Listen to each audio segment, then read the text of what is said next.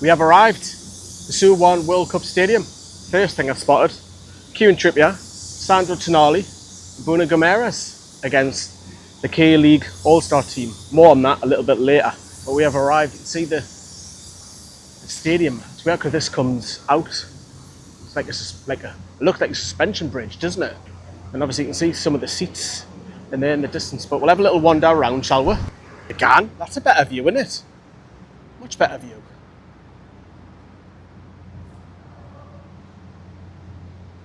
And you can see inside the stadium here. See how close I can get.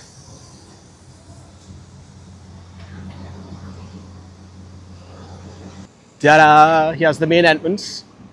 Now they're heavily pushing the three players as I mentioned. Nothing of Isak here. Interesting. Now I'm going to tell you some history about this stadium because one of our players, our legend players, Shay Given, has actually played here and he doesn't have happy memories. He played in the World Cup last 16 against Spain in 2002 and got put out by penalties, if you remember. The Irish did fantastically well that game. And also in that game, two future Magpie players played for us in Damien Duff. And remember that man? Albert Luque. Wrapped it up. Didn't that game though. But if I just spin this round, I'll put the camera back up. There you go, look at that. Right, just on the other side note, these are the guys who are sponsoring the tour. And also Newcastle fans have to come to the stadium tomorrow to pick up the tickets. They do not have them in hand, so I've got to do that the same. So they opened about 2.5 hours before kick-off. So you've got some of the Suwon city life. And this looks like a better view of the stadium, doesn't it? Get a better... I actually quite like this curve. Because obviously they've got it at the other end as well. Going across, I quite like that. Obviously the ball inside. It's quite open. From what it looks like, a very American style. What, you think I'd just get a sweat on just by walking? No, I'll do the gym. I think being back at Yemnis. What two, how are the lads? So we're in the fan zone area and I've spotted this Newcastle United tent. I'm guessing that's where all the merchandise is going to be in there. And then you've got the away team, the K League 11. And I would imagine there'll be some Q&A or some sort of help here. But look at this! Look at this! Yes! Get my photo taken right next to that. Huge. Let me have a look. See if I can get myself in here, eh? Right, 3, 2, 1. Right, look what I've just seen in the back. Bruno 39 at class. So I've come to the edge of the stadium. Over here you've got Athletic Stadium inside there. And I think there's another small stadium as well for another sport. I'm not 100% sure what that is. But I'm going to finish off walking around this stadium. Right, the sun's come up. That'll be challenging. Look at that. Cracking view, that, isn't it? Looks mint. We're at the other end of the stadium now. But aye, the sun is out. It's going to get hotter, as I said. It's going to get hotter. I might need some refreshments. And I'm dying for something to eat now. So what I'm doing now, I'm just walking to the Fortress. And it's a 50-minute walk. Or it's 35 minutes on the bus and waiting time. So I thought, we're walking. That takes my walking time to about 1.5 hours. And I'm doing alright actually. I don't mind the heat as much as what others do. So I don't mind, I'm quite comfortable just walking around. But then I'll need some refreshments and food of course, otherwise I'll start to feel weak. But that's what we're doing next. We're going to jump to the Fortress and talk about the next thing about Newcastle United. We've got some fresh water. Struggling because there's not many restaurants around here. But the pubs don't open till after 4 PM, so I've learned something new today. But we are going to go in the Fortress next. Right, here we're gone. Don't know how to get in like, but we'll soon find out. Aha, this is where you pay. And then you get up there. Right, let's get in one of these little temples. Maximum 20 people at any one time. Please take off your shoes. Can he? Nice breeze down there with the river. Oh, I could just stick my head in that water. Oh, that would be lovely. Right, let's get down these stairs and up the fortress and follow it around. Right, let's talk a little bit of football. If I start panting, because I'm going uphill. So Park Seung-soo is out here with the first team. Of course, he didn't play the other night, but will he be pushed for marketing reasons? Makes sense, doesn't it? Of course he is, he's South Korean. Yes, he might not be well known because he played in the K-League too. However, it would make sense. Now, the Spurs fans everywhere And I say Spurs fans because as soon as Son leaves, they'll follow the next team. So they're really following Son. A lot of speculation with him. Would he leave Spurs? But, you know, you could be here for another year or two yet with Spurs. But the K-League, interestingly, there's no Jesse Lingard. He has not been selected for the All-Star team. There is an Albanian international. There's a few Brazilians and a lot of the internationals coming from South Korea. Now what's also interesting, I'm not going to pronounce his name because I'll butcher it, but the manager of Ulsan, who have just competed in the World Club Cup, he's taken charge of the K-League against us. So the club are putting a lot more events after the game. So obviously we've got the game tomorrow. And then on Thursday, you've got the cup appearance. Friday's a very busy day. You've obviously got the kit launch, which we'll be at. You've also got a Q&A with players, Q&A with Shola and Shea Given. And I think there's also another Q&A at a different shop as well, where you can do a meet and greet. And there's also a launch party in the evening as well. So there's a lot happening on Friday. And then Saturday, there's a player meet and greet, I think, on Saturday. And then, yeah, the hissing, try and get up this hill. And then on Saturday, there's a meet and greet. And then, of course, Sunday, we've got the second game.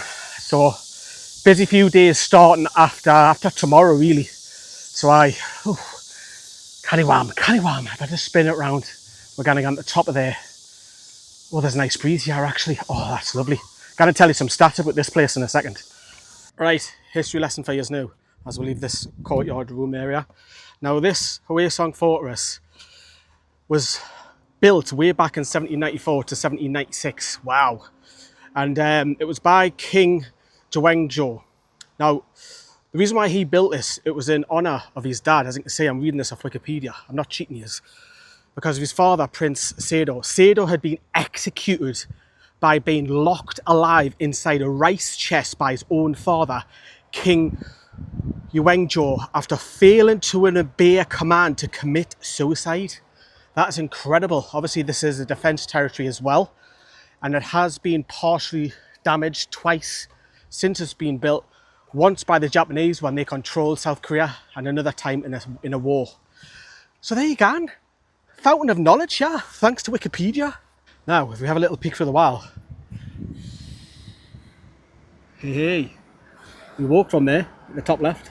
Right, we're going to go in another little one of these. I don't know what the name of them are. Are they called temples? I'm not sure. Walk through. It's a lot more cooler in here.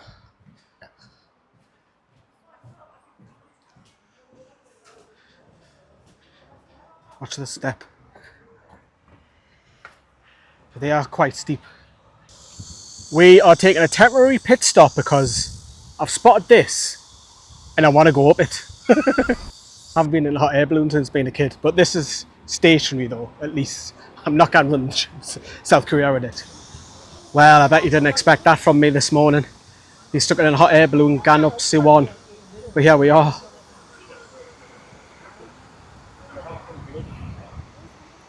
Mental or what? I had to do it.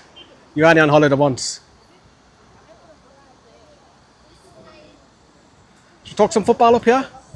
Ticketing, why not?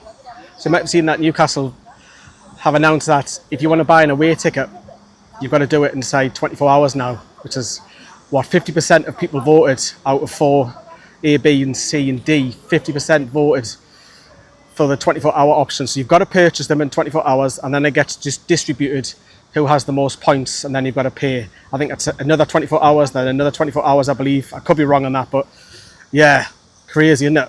Crazy. And the other thing to remember as well is that if you miss 5 home games this season, mind you can't forward your ticket on, but if you miss 5 games, your season ticket will be revoked for next season. I think that's incredibly harsh. There is Suwon World Cup Stadium, so that's where we've walked from earlier. Crazy, isn't it? Look at the views, man. It's unreal. A lot more cooler up here than it is on the ground, mind.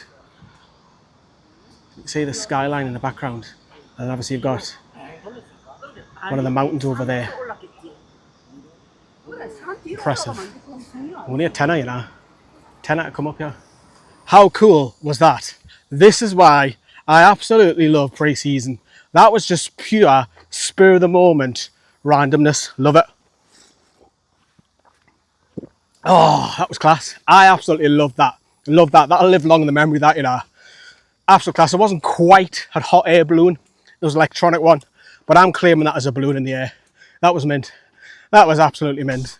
Right, we've had a pit stop. Gotta take your shoes off, yeah. So, got my feet out. Having a bit of a rest.